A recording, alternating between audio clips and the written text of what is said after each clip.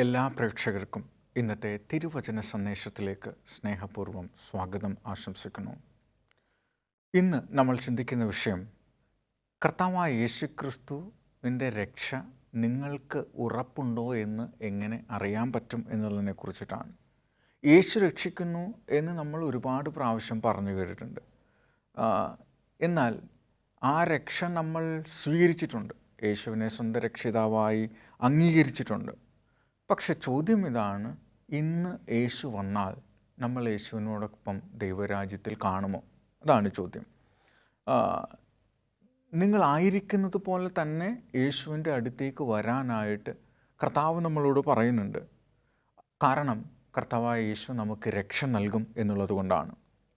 യേശുവിലേക്ക് വരുമ്പോൾ ഒരു കാര്യം നമ്മൾ ഓർക്കേണ്ടതായിട്ടുണ്ട്. ക്രിസ്തുവിൽ നിങ്ങൾക്ക് രക്ഷ നൽകുന്ന പിതാവിൻ്റെ അടുത്തേക്കാണ് നിങ്ങൾ വരുന്നത്. നിങ്ങൾ കർത്താവായ യേശു ക്രിസ്തുവിൻ്റെ അടുത്തേക്ക് വരുന്നു എന്ന് പറയുമ്പോൾ പിതാവായ ദൈവത്തിൻ്റെ അടുത്തേക്ക് വരുന്നു എന്നാണ്. നമുക്ക് നോക്കാം, രക്ഷ ഇന്ന് നിങ്ങൾക്ക് ഉറപ്പുണ്ടാകും എന്നതിന് ചില വഴികൾ, സ്റ്റെപ്പുകളാണ് ഇന്ന് നമ്മൾ ചിന്തിക്കുന്നത്. ഒന്ന്, ദൈവം നിങ്ങളെ സ്നേഹിക്കുന്നുവെന്ന് നിങ്ങൾക്ക് എങ്ങനെ അറിയാൻ പറ്റും? നമ്മൾ ഒരുപാട് പ്രാവശ്യം പറഞ്ഞു കേട്ടിട്ടുണ്ട്, ദൈവം സ്നേഹിക്കുന്നു, ദൈവം സ്നേഹിക്കുന്നു, ദൈവം സ്നേഹിക്കുന്നു എന്ന്. പക്ഷെ ദൈവം നമ്മളെ സ്നേഹിക്കുന്നു എന്ന് നമുക്കെങ്ങനെ ഉറപ്പാക്കാൻ പറ്റും? ഒരു വലിയ ചോദ്യമാണ്, അല്ലേ? റോമർക്കെഴുതിയ ലേഖനം 5-ാം അധ്യായം 8-ാം വാക്യം ഇങ്ങനെ പറയുന്നു: ക്രിസ്തുവോ നമ്മൾ പാപികളായിരിക്കുമ്പോൾ തന്നെ നമുക്ക് വേണ്ടി മരിക്കയാൽ ദൈവം തനിക്ക് നമ്മോടുള്ള സ്നേഹത്തെ പ്രദർശിപ്പിച്ചിരിക്കുന്നു. ഒന്നുകൂടെ പറയാം, ക്രിസ്തുവോ നമ്മൾ പാപികളായിരിക്കുമ്പോൾ തന്നെ നമുക്ക് വേണ്ടി മരിക്കയാൽ ദൈവം തനിക്ക് നമ്മോടുള്ള സ്നേഹത്തെ പ്രദർശിപ്പിച്ചിരിക്കുന്നു. കർത്താവായ യേശുക്രിസ്തു നമ്മളോടുള്ള സ്നേഹം കാണിച്ചു തന്നിരിക്കുന്നു. കാൽവരി ക്രൂശിലാണ് ആ സ്നേഹം കാണിച്ചു തന്നിരിക്കുന്നത്. അവൻ്റെ ത്യാഗത്തിലാണ് ആ സ്നേഹം കാണിക്കുന്നത്. നമുക്ക് ഒരർഹത ഇല്ലാതിരുന്നിട്ടും എൻ്റെ തെറ്റുകൾക്ക്, എനിക്ക് ലഭിക്കേണ്ടുന്ന ശിക്ഷകൾക്ക് പകരം കർത്താവ് ആ ശിക്ഷ ഏറ്റുവാങ്ങി കാൽവരി ക്രൂശിലെ ആ വേദന മുഴുവൻ അനുഭവിച്ചു, അല്ലേ? ഗെത്സമന തോട്ടത്തിൽ വരാനിരിക്കുന്ന ആ വിഷമസന്ധികളെക്കുറിച്ച് ഓർക്കുമ്പോൾ കർത്താവ് പറയുന്നു, ഈ പാനപാത്രം എങ്കിൽ നിന്ന് നീക്കണമേ, എനിക്കിത് താങ്ങാൻ കഴിയുന്നില്ല, എങ്കിലും എൻ്റെ ഇഷ്ടമല്ല നിൻ്റെ ഇഷ്ടമത്രേ എന്ന് പറഞ്ഞുകൊണ്ട് ആ വേദന യേശു ഏറ്റുവാങ്ങുകയാണ്. ഗെത്സമന തോട്ടത്തിൽ കർത്താവായ യേശു ക്രിസ്തു ഇങ്ങനെ പ്രാർത്ഥിക്കുമ്പോൾ വിയർപ്പ് ഗ്രന്ഥികൾ പൊട്ടിയിട്ട് വിയർപ്പിന് പകരം രക്തത്തുള്ളികൾ ഇറ്റു വീണു എന്നാണ്. അപ്പോൾ എത്രമാത്രം സമ്മർദ്ദം, എത്രമാത്രം പ്രഷർ കർത്താവായ യേശു ക്രിസ്തു അന്ന് അനുഭവിച്ചിട്ടുണ്ടാവും. അവൻ്റെ തലയിൽ മുൾക്കിരീടം അടിച്ചപ്പോൾ, അവനെ നഗ്നപാതനായി നടത്തിയപ്പോൾ, ചാട്ടവാറുകൊണ്ട് കയറിൻ്റെ അറ്റത്ത് കൂർത്ത, ഇരുവശവും കൂർത്ത മുള്ളുള്ള ലോഹം നിർമ്മിതമായ കൊളുത്തുകൾ കെട്ടിയിട്ട ചാട്ടവാറുകൊണ്ടാണ് അവനെ അടിച്ചത്. ആ അടി ഏറ്റിട്ട് ആ കയർ തിരിച്ചെടുക്കുമ്പോൾ കർത്താവിൻ്റെ വിലാവിൻ്റെ പുറത്തുകൂടെ ഉഴവ് ചാൽ പോലെ കീറി വന്നിട്ടുണ്ടാകും. ആ വേദന കർത്താവായ യേശു ക്രിസ്തു സഹിച്ചത്. കാൽവരി ക്രൂശിൽ കുടിക്കാൻ വെള്ളം ചോദിക്കുമ്പോൾ കയ്പ് കാടി കൊടുക്കുന്നത്, അവൻ്റെ വസ്ത്രത്തെ പങ്കിട്ടെടുക്കുമ്പോൾ, ചീട്ടിട്ടെടുക്കുമ്പോൾ, അവനെ യഹൂദന്മാരുടെ രാജാവോ എന്ന് ചോദിച്ച് കളിയാക്കുമ്പോൾ, ആ വേദന മുഴുവൻ കർത്താവായ യേശു ക്രിസ്തു അനുഭവിച്ചത് നിങ്ങൾക്ക് വേണ്ടിയിട്ടാണ്. നിങ്ങൾക്ക് കിട്ടേണ്ടുന്ന ശിക്ഷ അവൻ ഏറ്റുവാങ്ങിയതാണ് എന്ന് നമ്മൾ ഓർക്കണം. കർത്താവ് നമ്മളെ ഇത്രമാത്രം സ്നേഹിച്ചത് എപ്പോഴാണെന്നറിയാമോ? നമ്മൾ പാപികളായിരിക്കുമ്പോഴാണ്, നമ്മൾ കുറവുള്ളവരായിരിക്കുമ്പോഴാണ്. അവൻ ഇഷ്ടമില്ലാത്ത കാര്യങ്ങളൊക്കെ നമ്മുടെ ജീവിതത്തിൽ ചെയ്യുമ്പോഴും അവൻ നമ്മളെ സ്നേഹിച്ചു എന്നുള്ളതാണ്. നമ്മുടെ ജീവിതത്തിൽ എങ്ങനെയാണ് നമുക്ക് ചുറ്റുമുള്ള ആളുകൾ? അവർക്കിഷ്ടമില്ലാത്ത കാര്യം ചെയ്താലേ അവർ നമ്മളെ അകറ്റി നിർത്തുമല്ലേ? അവൻ നമ്മളെ സമൂഹത്തിൽ നിന്ന് പുറത്താക്കുമല്ലേ? നമ്മുടെ സൊസൈറ്റിയിൽ നിന്ന്, നമ്മുടെ കൂട്ടത്തിൽ നിന്ന് നമ്മളെ മാറ്റി നിർത്തും, ഉപരോധം ഏർപ്പെടുത്തും. ഇവനെ ഞങ്ങളുടെ കൂട്ടത്തിൽ നിന്ന് പുറത്താക്കുന്നു, ഇവനെ ഞങ്ങളുടെ കൂട്ടത്തിൽ കൂട്ടാൻ കൊള്ളത്തില്ല, അവനോട് ആരും മിണ്ടല്ലേ, അവൻ്റെ കൂട്ടത്തിൽ ആരും കൂട്ടുകൂടരുതേ, അവൻ അങ്ങനത്തവനാണ്, ഇവൻ ഇങ്ങനെയുള്ളവളാണ് എന്ന് പറഞ്ഞ് മാറ്റി നിർത്തും. പക്ഷേ കർത്താവ് പറയുന്നു, നിങ്ങൾ കുറവുള്ളവരായിരിക്കുമ്പോഴും, നിങ്ങൾ തെറ്റ് ചെയ്യുന്നവരായിരിക്കുമ്പോഴും, നിങ്ങൾ വിഷമസന്ധിയിലായിരിക്കുമ്പോഴും, നിങ്ങളുടേതായ വിഷാദത്തിൻ്റെ ഉള്ളിൽ നിങ്ങൾ ആരാലും വെറുക്കപ്പെട്ട് സ്നേഹമില്ലാതെ ഒറ്റപ്പെട്ടിരിക്കുമ്പോഴും ഞാൻ നിങ്ങളെ സ്നേഹിക്കുന്നു എന്ന് കാണിക്കാൻ വേണ്ടിയിട്ട് കാൽവരി ക്രൂശിൽ കർത്താവായ യേശുക്രിസ്തു മരിച്ചു. എല്ലാവരും നിങ്ങളെ മാറ്റി നിർത്തുമ്പോൾ, എല്ലാവരും നിങ്ങളെ ഒറ്റപ്പെടുത്തുമ്പോൾ, ആർക്കും വേണ്ടാത്തവരായി നിങ്ങൾ മാറുമ്പോൾ, സ്വന്തം അമ്മ കൂടെ, സാധാരണയായി പെറ്റമ്മമാർക്ക് കുഞ്ഞുങ്ങളെ മറക്കാൻ പറ്റത്തില്ല, മുല കുടിക്കുന്ന കുഞ്ഞുങ്ങളെ. ആ അമ്മമാർ പോലും മറന്നാലും മറക്കാതെ സ്നേഹിക്കുന്ന ആ ദൈവമുണ്ട് നമുക്ക്. ആ കർത്താവായ യേശുക്രിസ്തു നമ്മളോട് പറയാണ്, നിൻ്റെ കുറവുകൾ എനിക്ക് പ്രശ്നമല്ല, നിൻ്റെ തെറ്റുകൾ എനിക്ക് പ്രശ്നമല്ല, നിൻ്റെ ഒറ്റപ്പെടലുകൾ എനിക്ക് പ്രശ്നമല്ല. നിങ്ങൾ ഇത്ര വലിയ തെറ്റ് ചെയ്തുകൊണ്ടിരിക്കുമ്പോഴും ഞാൻ നിന്നെ സ്നേഹിക്കുന്നു. നിനക്ക് വേണ്ടി കൂടെയാണ് ഞാൻ ഈ വേദന സഹിച്ചത്. നിന്നെ രക്ഷിക്കാനാണ്, നിന്നെ നോക്കിയിട്ടാണ്. കാരണം ഞാൻ നിന്നെ പേര് ചൊല്ലി വിളിച്ചിരിക്കുന്നു. നിൻ്റെ പേര് എൻ്റെ ഉള്ളം കയ്യിൽ ഞാൻ എഴുതിയിരിക്കുന്നു. വേറെ ആർക്കും വേണ്ടെങ്കിലും എനിക്ക് നിന്നെ ആവശ്യമുണ്ട്. നിന്നോടുള്ള എൻ്റെ സ്നേഹമാണ് ഞാൻ കുരിശിൽ കാണിച്ചത് എന്നാണ് കർത്താവായ യേശുക്രിസ്തു പറയുന്നത്.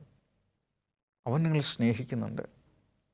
കർത്താവ് നിങ്ങളെ സ്നേഹിക്കുന്നു എന്നെങ്ങനെ അറിയാം എന്നൊരു ചോദ്യം നിങ്ങളുടെ മനസ്സിലുണ്ടായാൽ കാൽവറിയിലേക്ക് നോക്കുക, അവൻ്റെ ത്യാഗം ഓർക്കുക, അവൻ്റെ യാഗം ഓർക്കുക, അവൻ്റെ നെടുവീർപ്പുകൾ കാണുക. രോമം കത്തിരിക്കുന്ന കുഞ്ഞാടിനെ പോലെ അവൻ നിന്നതോർക്കുക. അതെല്ലാം നിന്നോടുള്ള സ്നേഹമാണ്. അപ്പോൾ കർത്താവ് നമ്മളെ സ്നേഹിക്കുന്നു എന്നുള്ളതിൻ്റെ ഏറ്റവും വലിയ ഉറപ്പ് കാൽവരി ക്രൂശിൽ കർത്താവ് നമുക്ക് വേണ്ടി സഹിച്ച ത്യാഗമാണ്. ആ ത്യാഗത്തെ നമ്മൾ അംഗീകരിക്കുന്നുണ്ടോ? എന്നെ ഇത്രമാത്രം സ്നേഹിക്കുന്ന ഒരാൾ വേറെ ഈ ലോകത്തിൽ ആരുമില്ല എന്നാണ് അതിൻ്റെ അർത്ഥം. എന്നെ സ്നേഹിക്കുന്ന വേറെ ആരുമില്ല, വേറെ ആരുമില്ല. ഞാൻ മരിച്ചാൽ എൻ്റെ അച്ഛനമ്മമാർ പോലും, ഭാര്യയോ കുഞ്ഞുങ്ങളോ പോലും കുഴിക്കര വരെ വരാൻ പറ്റുള്ളൂ. പക്ഷെ നിങ്ങൾക്ക് കിട്ടേണ്ടുന്ന ശിക്ഷ ഏറ്റെടുത്ത് നിങ്ങൾ മരിക്കുന്നതിന് പകരം, നിങ്ങൾ നിത്യമായി മരിക്കുന്നതിന് പകരം യേശു ആ മരണം ഏറ്റെടുത്തു. അതുകൊണ്ട് നിങ്ങൾക്ക് നിത്യമരണം ഇനിയില്ല. നിങ്ങൾ എന്നേക്കും മരിച്ചു പോകയില്ല. കാരണം എന്നിൽ വിശ്വസിക്കുന്നവൻ മരിച്ചാലും ജീവിക്കുമെന്ന് യേശു പറഞ്ഞു. നിങ്ങൾക്ക് താൽക്കാലികമായ ഭൂമിയിലെ ഉറക്കം, മരണമെന്ന ഉറക്കമുണ്ടായേക്കാം. എന്നാൽ കർത്താവായ യേശു തിരിച്ചു വരുമ്പോൾ നമ്മൾ ഉയർത്തെഴുന്നേൽക്കും, കർത്താവിനോടൊപ്പം ജീവിക്കും. അതുകൊണ്ട് പാപത്തിൻ്റെ ശമ്പളമായ നിത്യമരണം നമുക്കുണ്ടാകയില്ല എന്നാണ് യേശു പറയുന്നത്. കാരണം നമ്മളുടെ നിത്യമരണമെന്ന ശിക്ഷ കർത്താവ് ഏറ്റെടുത്തു, നമുക്ക് വേണ്ടി മരിച്ചു. ആ മരണത്തെ അവൻ തോൽപ്പിച്ചു. അത്രമാത്രം അവൻ നിങ്ങളെ സ്നേഹിക്കുന്നു, അത്രമാത്രം അവൻ നിങ്ങളെ കരുതുന്നു, അത്രമാത്രം നിങ്ങളെ മാത്രം സ്നേഹിക്കുന്ന ദൈവം. കർത്താവ് പറയുന്നു, ഞാൻ ജലസ്സുള്ള ദൈവമാണ്. എൻ്റെ മക്കളെ എൻ്റെ കണ്ണിലെ കൃഷ്ണമണി പോലെയാണ് ഞാൻ കാത്തു സൂക്ഷിക്കുന്നത്. നിങ്ങളെ തൊടുന്നവൻ എൻ്റെ കൃഷ്ണമണിയെ തൊടുന്നത് പോലെയാണ് ഞാൻ അനുവദിക്കില്ലെന്നാണ് കർത്താവ് പറയുന്നത്. കർത്താവ് അറിയാതെ നിങ്ങളുടെ മുടിനാരിന് പോലും ഒന്നും സംഭവിക്കില്ലെന്നാണ് പറയുന്നത്. ഒരു കുരുവി പോലും അവൻ അറിയാതെ നിലത്ത് വീഴുന്നില്ലെന്നാണ് കർത്താവ് പറയുന്നത്. അത്രമാത്രം വ്യക്തിപരമായി അവൻ നിങ്ങളെ സ്നേഹിക്കുന്നു. അവൻ്റെ ത്യാഗം നിങ്ങൾക്ക് വേണ്ടി മാത്രമുള്ളതാണ്. നിങ്ങളെ ആരും സ്നേഹിക്കുന്നില്ല എന്ന് നിങ്ങൾക്ക് തോന്നുന്നുണ്ടോ?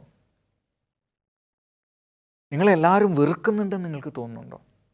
നിങ്ങൾ ഏറ്റവും ഇഷ്ടപ്പെട്ട വ്യക്തി നിങ്ങളെ കബളിപ്പിച്ചു പോയെന്ന് നിങ്ങൾ വിചാരിക്കുന്നുണ്ടോ? കർത്താവിൻ്റെ സ്നേഹമേ, തേച്ചിട്ട് പോകാത്ത സ്നേഹമാണ്. ഞാൻ നിന്നെ നിത്യമായി സ്നേഹിക്കുന്നു എന്നാണ് പറയുന്നത്. ഒരിക്കലും അവസാനിക്കാതെ, ഒരിക്കലും നഷ്ടപ്പെട്ടു പോകാതെ, ഒരിക്കലും അറുത്തു മാറ്റാതെ, വഴിയിൽ ഉപേക്ഷിച്ചു പോകാത്ത സ്നേഹമാണ്. കർത്താവ് അത്രമാത്രം നമ്മളെ സ്നേഹിക്കുന്നു, അത്രമാത്രം. ആ സ്നേഹത്തിലേക്ക് മടങ്ങി വരാൻ നിങ്ങൾ ഈ സ്നേഹം നിങ്ങൾക്ക് വേണമെന്ന് നിങ്ങൾ ആഗ്രഹിക്കുന്നുണ്ടോ? അത്രമാത്രം കർത്താവ് നമ്മളെ സ്നേഹിക്കുന്നുണ്ട്. അപ്പോൾ കർത്താവ് നമ്മളെ സ്നേഹിക്കുന്നു എന്നുള്ളതിൻ്റെ ഉറപ്പ് കാൽവരി ക്രൂശിലെ യേശുവിൻ്റെ ത്യാഗമാണ് ആ ഉറപ്പ് എന്ന് നിങ്ങൾ ഓർക്കണം. യേശുവിൻ്റെ കാൽവരി യാഗം കാണുമ്പോൾ അത് നമ്മുടെ ഷുവർട്ടിയാണ്, നമ്മുടെ ഉറപ്പാണ്. കർത്താവ് എന്നെ സ്നേഹിക്കുന്നു എന്നുള്ളതിൻ്റെ ഉറപ്പാണ്. ഇനിയും ഈ സ്നേഹത്തിൽ നിന്ന് നമ്മളെ വേർതിരിക്കുന്നത് എന്താണ്? ഈ സ്നേഹം വേണ്ടാന്ന് വെക്കാൻ നമ്മളോട് പറയുന്ന ആരാണ്? കർത്താവിൻ്റെ ഈ സ്നേഹമൊന്നും എനിക്ക് വേണ്ട, അത് യാഥാർത്ഥ്യമല്ല, അത് ഒത്തിരി ഡിമാൻഡ് ചെയ്യുന്നതാണ് എന്ന് പറഞ്ഞ് നിങ്ങളെ ഈ സ്നേഹത്തിൽ നിന്ന് വേർതിരിക്കുന്നത് ആരാണ്? ആരെങ്കിലും നിങ്ങളെ ഈ സ്നേഹം വേണ്ടാന്ന് വെക്കാൻ പ്രേരിപ്പിക്കുന്നുണ്ടോ? ഈ സ്നേഹം യാഥാർത്ഥ്യമല്ല എന്ന് നിങ്ങളോട് പറഞ്ഞ് നിങ്ങളെ തിരുത്താൻ ശ്രമിക്കുന്നുണ്ടോ? നമുക്ക് നോക്കാം. ബൈബിൾ പറയുന്നു, റോമർക്കെഴുതിയ ലേഖനം 8-ാം അധ്യായം 38-39 വാക്യം ഇങ്ങനെ വായിക്കുന്നു: മരണത്തിനോ ജീവനോ ദൂതന്മാർക്കോ വാഴ്ചകൾക്കോ അധികാരങ്ങൾക്കോ ഇപ്പോഴുള്ളതിനോ വരുവാനുള്ളതിനോ ഉയരത്തിനോ ആഴത്തിനോ മറ്റ് യാതൊരു സൃഷ്ടിക്കുമോ നമ്മുടെ കർത്താവായ യേശുക്രിസ്തുവിലുള്ള ദൈവസ്നേഹത്തിൽ നിന്ന് നമ്മെ വേർതിരിക്കാൻ കഴിയുകയില്ല എന്ന് ഞാൻ ഉറച്ചിരിക്കുന്നു. എത്ര മനോഹരമായ വാക്യം, എത്ര മനോഹരമായ ഉറപ്പാണ് പൗലോസ് ഇവിടെ പറഞ്ഞു തരുന്നത്. ആ സ്നേഹത്തിൽ നിന്ന് ഒരു ശക്തിക്കും എന്നെ മാറ്റാനാകില്ല.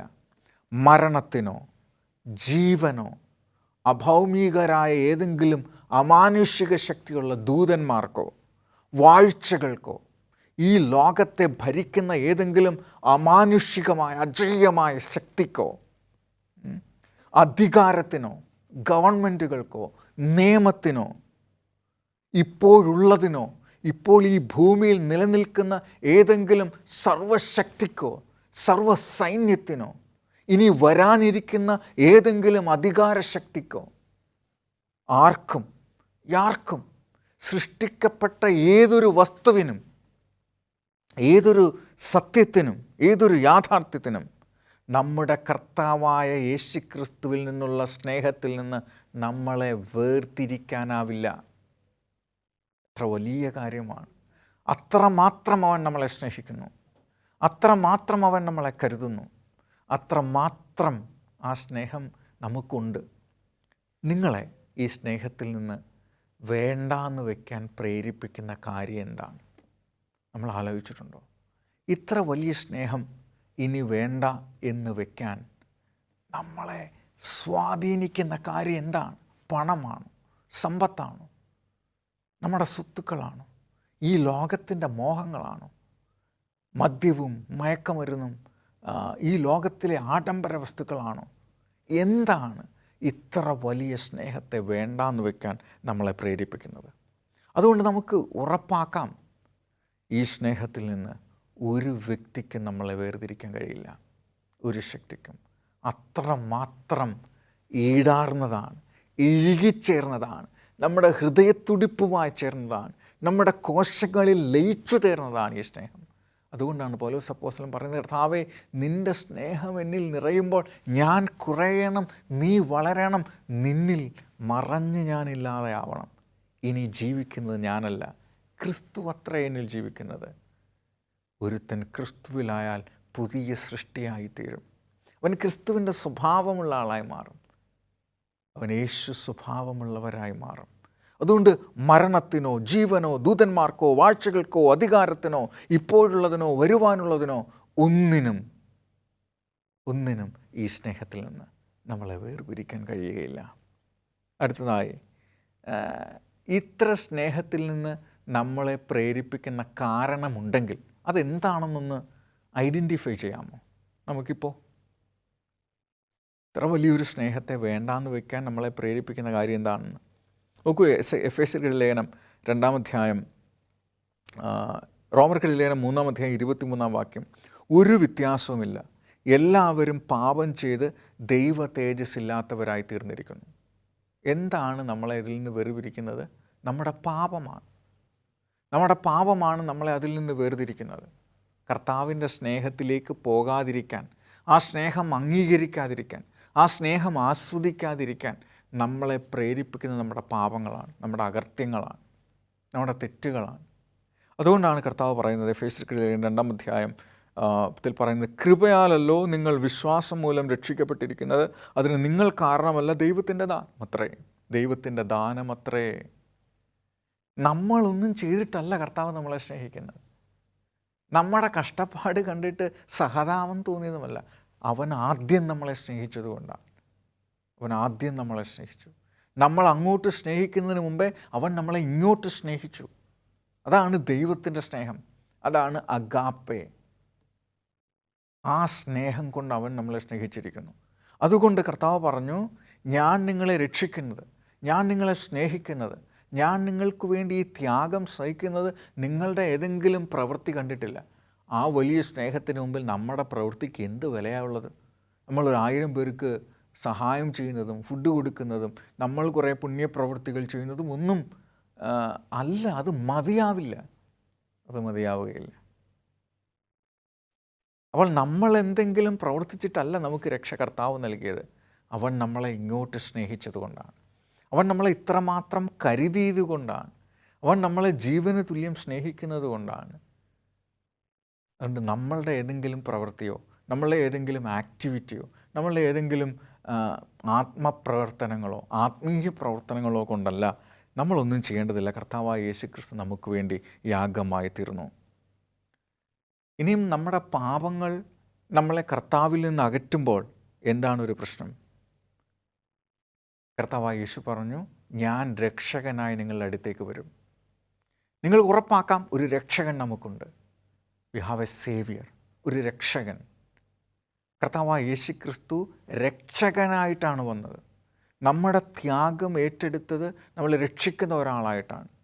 നമുക്കറിയാം, നമ്മുടെ പാലക്കാടൻ മലനിരയിൽ ഒരു ചെറുപ്പക്കാരൻ കയറിയിരുന്നിട്ട് ഇറങ്ങാൻ പറ്റാതിരുന്നപ്പോൾ ഒരു ഒരു ഒരു ഒരു ഹെലികോപ്റ്ററിൽ ഒരു സൈനികൻ വന്നിട്ട് ഇറങ്ങി അയാളെ എടുത്തു. എന്തൊരു അനുഭവമായിരുന്നു! നമ്മളെല്ലാം നോക്കിക്കൊണ്ട് തന്നിരുന്നതാണ്. അപ്പോൾ അത്ര വലിയൊരു പാപത്തിൻ്റെ താഴ്വരയിൽ കെട്ടുപാടിൽ കിടക്കുന്ന നമ്മളെ രക്ഷിക്കാൻ, ഒരിക്കലും സ്വയം പുറത്തു വരാൻ പറ്റാത്ത വിധത്തിൽ കുടുങ്ങിക്കിടക്കുന്ന നമ്മളെ രക്ഷിക്കാൻ ഒരു രക്ഷകൻ ആകാശത്തു നിന്ന്, സ്വർഗത്തിൽ നിന്ന് ഇറങ്ങി വരും. അത്ര വലിയ അനുഭവമാണ്. We can be sure that we have a saviour. നമുക്കൊരു രക്ഷകനുണ്ട് എന്ന് നമുക്ക് ഉറപ്പാക്കാൻ പറ്റും. രക്ഷ ദൈവത്തിൻ്റെ സൗജന്യദാനമാണ് എന്ന് നമുക്ക് എങ്ങനെ മനസ്സിലാക്കാൻ പറ്റും? കർത്താവായ യേശുക്രിസ്തു നമുക്ക് നൽകിയത് സൗജന്യമായ സ്നേഹമാണ്. യോഹന്നാൻ 3:16 ഇങ്ങനെ പറയുന്നു, തൻ്റെ ഏകജാതനായ പുത്രനിൽ വിശ്വസിക്കുന്ന ഏവനും നശിച്ചു പോകാതെ നിത്യജീവൻ പ്രാപിക്കേണ്ടതിന് ദൈവം അവനെ നൽകുവാൻ തക്കോണം ലോകത്തെ സ്നേഹിച്ചു. ഈ രക്ഷകനാണ് കർത്താവായ യേശുക്രിസ്തു. അവനിൽ വിശ്വസിക്കുന്ന ഏതൊരു വ്യക്തിയും നശിച്ചു പോകാതെ നിത്യജീവൻ പ്രാപിക്കേണ്ടതിന് ദൈവം അവനെ നൽകുവാൻ തക്കവണ്ണം ലോകത്തെ സ്നേഹിച്ചു. സ്വന്തം പുത്രനെ മരിക്കാനായിട്ട് നൽകത്തക്ക വിധത്തിൽ അവൻ ലോകത്തെ സ്നേഹിച്ചു എന്നാണ് പിതാവായ ദൈവം. സ്വന്തം പുത്രനെ നമുക്ക് വേണ്ടി മരിക്കാനായി വിട്ടുകൊടുത്ത ദൈവം. അത്രമാത്രം വലിയ സ്നേഹമാണ് കർത്താവായ യേശു ക്രിസ്തുവിൻ്റെ സ്നേഹം. അതുകൊണ്ട് നമുക്ക് ഉറപ്പാക്കാം, we have a saviour, we have a saviour. ഈ രക്ഷകനോടുള്ള നമ്മുടെ മറുപടി എന്താണ്? നമ്മുടെ റിപ്ലൈ എന്താണ്? കർത്താവ് പറഞ്ഞു, ഞാൻ വാതിൽക്കൽ വന്ന് നിന്ന് മുട്ടുന്നു, നിങ്ങൾ എൻ്റെ ശബ്ദം കേട്ട് വാതിൽ തുറന്നാൽ ഞാൻ നിങ്ങളുടെ ഹൃദയത്തിൽ വന്ന് താഴം കഴിക്കും. കർത്താവ് നമ്മളെ സ്നേഹിക്കുന്നു. അവൻ്റെ വീട്, അവൻ്റെ വാസം നമ്മുടെ ഹൃദയത്തിലാക്കാൻ ആഗ്രഹിക്കുന്നു. കർത്താവായ യേശു നിങ്ങളുടെ ഹൃദയത്തിൽ വരുമ്പോൾ നമുക്ക് ഈ രക്ഷകനെ നമ്മുടെ ഹൃദയത്തിലേക്ക് സ്വീകരിച്ചിരുത്താൻ പറ്റുമോ? നമ്മുടെ തെറ്റ് കർത്താവായ യേശു ക്രിസ്തുവിനോട് ഏറ്റു പറയുമ്പോൾ അവൻ നമ്മുടെ പാപങ്ങളെ ക്ഷമിക്കുന്നു. നമുക്ക് ഉറപ്പാണ്, നമ്മുടെ പാപങ്ങളെ ക്ഷമിക്കാൻ കർത്താവിന് കഴിയും. We can be sure that he will forgive our sin and forget our sin. ക്ഷമിക്കുക മാത്രമല്ല, നമ്മുടെ തെറ്റുകളെ അവൻ മറന്നു കളയുക കൂടി ചെയ്യുന്നു. ഇനിയും കർത്താവ് നമ്മളോട് പറയുന്നു, ദൈവപുത്രൻ്റെ നാമത്തിൽ വിശ്വസിക്കുന്ന നിങ്ങൾക്ക് ഇത് എഴുതിയിരിക്കുന്നത് നിത്യജീവനുണ്ട്. We can be sure that we have an eternal life. നമുക്കൊരു നിത്യമായ ജീവിതമുണ്ട് എന്ന് നമുക്ക് ഉറപ്പാക്കാൻ പറ്റും. യോഹന്നാന്റെ സുവിശേഷം 14:27 പറയുന്നു, എൻ്റെ സമാധാനം ഞാൻ നിങ്ങൾക്ക് തന്നേച്ചു പോകുന്നു. ലോകം തരുന്ന പോലെയല്ല ഞാൻ നിങ്ങൾക്ക് തരുന്നത്. നിങ്ങളുടെ ഹൃദയം കലങ്ങിപ്പോകരുത്, ഭ്രമിക്കുകയുമരുത്. നിങ്ങളുടെ ഹൃദയം കലങ്ങിപ്പോകരുത്, ഭ്രമിച്ചു പോകരുത്. ഞാൻ എൻ്റെ സമാധാനം നിങ്ങൾക്ക് തന്നിട്ട് പോകുകയാണ്. അത് ഈ ലോകം തരുന്ന സമാധാനമല്ല. ലോകം തരുന്ന സമാധാനത്തിൻ്റെ പ്രശ്നം എന്താണെന്നറിയാമോ? അത് ഹൃദയങ്ങളെ സ്വാധീനിക്കുന്നില്ല. ഒരു കൂട്ടം ആളുകളെ കൊന്നൊടുക്കിയിട്ടാണ് വേറൊരു നാട്ടിൽ സമാധാനം ഉണ്ടാക്കാൻ പറ്റുന്നത്. കലാപകാരികളെ കൊന്നിട്ടുള്ള സമാധാനം. അങ്ങനത്തെ സമാധാനമല്ല കർത്താവിൻ്റെ സമാധാനം. കർത്താവിൻ്റെ സമാധാനം ആന്തരിക സമാധാനമാണ്. നമ്മുടെ ചുറ്റുവട്ടത്തും വലിയ പ്രശ്നങ്ങൾ ഉള്ളപ്പോഴും നമുക്ക് സമാധാനം കണ്ടെത്താൻ കഴിയുന്ന ഉള്ളിലെ സമാധാനം. കർത്താവ് യേശു പറഞ്ഞു, ഞാൻ സമാധാനത്തിൻ്റെ പ്രഭുവാണ്. യേശുവിനെ നിങ്ങളുടെ ഹൃദയത്തിൽ താമസിക്കുമ്പോൾ സമാധാനം നിങ്ങളുടെ ഹൃദയത്തിൽ യേശുവായി ഇരിക്കുന്നു എന്നാണ്. സമാധാനം നമ്മുടെ ഉള്ളിലുണ്ട്. നമ്മുടെ കുടുംബ പ്രശ്നങ്ങളിൽ നിന്ന്, നമ്മുടെ ജീവിത പ്രശ്നങ്ങളിൽ നിന്ന്, നമ്മുടെ പ്രതിസന്ധികളിൽ നിന്ന് യേശുവിൻ്റെ സമാധാനം നമുക്കുണ്ട്. യേശുവിൻ്റെ സമാധാനത്തിൽ ജീവിക്കാൻ കഴിയുമെന്ന് കർത്താവ് നമുക്ക് ഉറപ്പ് നൽകുകയാണ്. 1 പത്രോസ് 8-9 അവനെ നിങ്ങൾ കണ്ടിട്ടില്ല, എങ്കിലും നിങ്ങൾ സ്നേഹിക്കുന്നു. ഇപ്പോൾ കാണാതെ വിശ്വാസിച്ചും കൊണ്ട് നിങ്ങളുടെ വിശ്വാസത്തിൻ്റെ അന്ധമായ ആത്മരക്ഷ പ്രാപിക്കുകയും പറഞ്ഞു തീരാത്തതും മഹിമയുള്ളതുമായ സന്തോഷത്തോടെ ആനന്ദിക്കുകയും ചെയ്യുന്നു. ഇന്ന് നമ്മൾ യേശുവിനെ നേരിട്ട് കണ്ടിട്ടില്ല. എന്നാൽ കർത്താവായ ശിഷ്യന്മാരെ കണ്ടിട്ട് അവനെക്കുറിച്ച് എഴുതി വച്ചിരിക്കുന്ന സാക്ഷ്യമൊഴികളാണ് സുവിശേഷങ്ങൾ. അവൻ നിങ്ങളെ കണ്ടിട്ടില്ലെങ്കിലും അവൻ നിങ്ങളെ സ്നേഹിക്കുന്നു.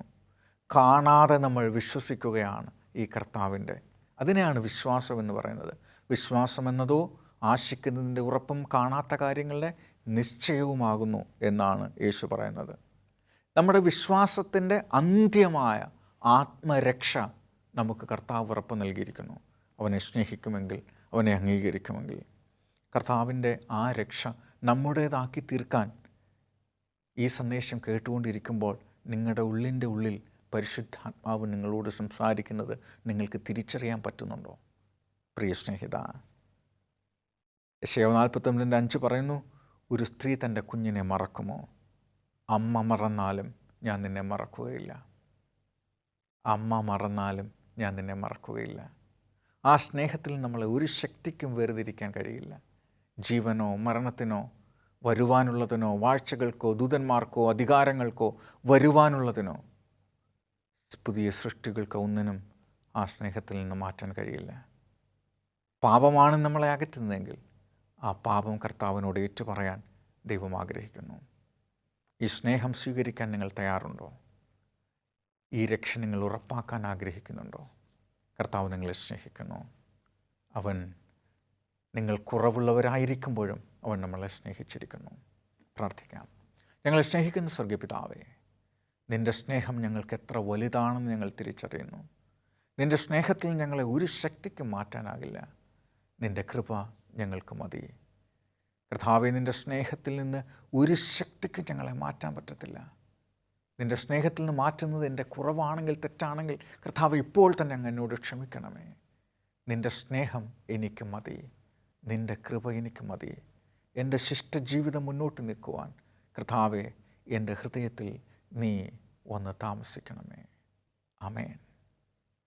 ഈ സന്ദേശം നിങ്ങൾക്ക് ഇഷ്ടമായെങ്കിൽ നിങ്ങളുടെ പ്രിയപ്പെട്ടവർക്ക് കൂടി പകർന്നു കൊടുക്കുക. നിങ്ങൾ അനുഭവിക്കുന്ന ഈ സന്തോഷവും സമാധാനവും മറ്റുള്ളവരും കൂടെ കേൾക്കട്ടെ എന്ന് നിങ്ങൾ ആഗ്രഹിക്കുന്നുണ്ടെങ്കിൽ നിങ്ങളുടെ ഫോണിൻ്റെ ചാനലിലെ ഷെയർ ബട്ടൺ അമർത്തി അത് നിങ്ങളുടെ പ്രിയപ്പെട്ടവർക്ക് കൂടെ ഒന്ന് എത്തിച്ചു കൊടുക്കുക. ഇനിയും കൂടുതൽ ഇതേപോലെയുള്ള സന്ദേശങ്ങൾ കേൾക്കാൻ നിങ്ങൾ ആഗ്രഹിക്കുന്നെങ്കിൽ ഞങ്ങളുടെ ചാനൽ സബ്സ്ക്രൈബ് ചെയ്യുകയും ഈ സന്ദേശങ്ങളെ പിന്തുടരുകയും ചെയ്യുക. നിങ്ങളെവിടെയായിരുന്നാലും എങ്ങനെയായിരുന്നാലും കർത്താവ് നിങ്ങളെ സ്നേഹിക്കുന്നു. ഇനി മറ്റൊരു സന്ദേശവുമായി കാണുന്നതുവരെ കർത്താവിൻ്റെ കരുതുന്ന കരം, അവൻ്റെ സ്നേഹത്തിൻ്റെ ചിറകടികൾ നമുക്കായിരിക്കാം. ദൈവം നിങ്ങളെ സ്നേഹിക്കുന്നു.